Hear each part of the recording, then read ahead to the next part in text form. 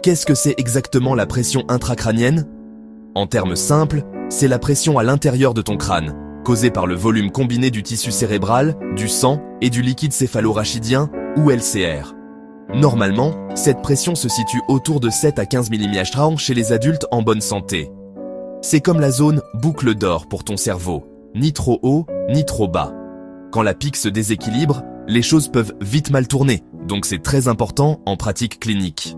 Parlons un peu d'anatomie. La cavité crânienne agit essentiellement comme une boîte rigide et fermée. À l'intérieur, tu as 3 acteurs principaux. Le cerveau lui-même, qui occupe environ 80% de l'espace. Le sang à environ 10%. Et le LCR, qui remplit le reste, encore 10%. Étant donné que ton crâne ne peut pas s'étendre, tout changement dans un composant signifie que les autres doivent s'ajuster. C'est ce qu'on appelle la doctrine de Monro-Kelly. Et honnêtement, ça change la donne pour comprendre la pique. Passons à la physiologie. Alors, pourquoi le corps se soucie-t-il de réguler la pique? Tout est une question de maintien de la pression de perfusion cérébrale, ou PPC, la pression qui maintient le sang circulant vers ton tissu cérébral. La PPC est calculée comme la pression artérielle moyenne, moins la pression intracrânienne. Si la pique augmente, la PPC diminue, et tes cellules cérébrales commencent à manquer d'oxygène et de glucose. Donc, la régulation est essentielle pour prévenir l'ischémie et les lésions cérébrales. Maintenant, entrons dans les mécanismes de régulation. Le corps a en fait quelques astuces dans sa manche.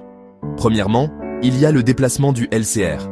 Si la pression augmente, le LCR peut se déplacer du cerveau vers le canal rachidien ou être réabsorbé dans la circulation sanguine.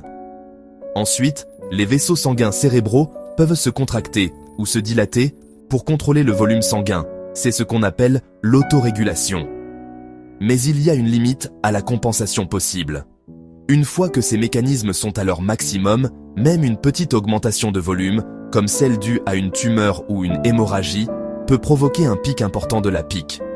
C'est à ce moment-là que tu as des symptômes comme des maux de tête, des vomissements ou même une altération de la conscience. Pour résumer, la pique est une question d'équilibre dans un système fermé.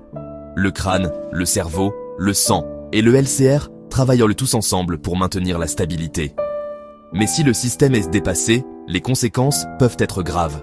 Donc, que tu te prépares pour tes examens finaux ou que tu sois simplement curieux, comprendre la pique est essentiel pour tout futur clinicien ou clinicienne. Si ça t'a aidé à y voir plus clair, fais-le moi savoir dans les commentaires. Et n'oublie pas de continuer à apprendre.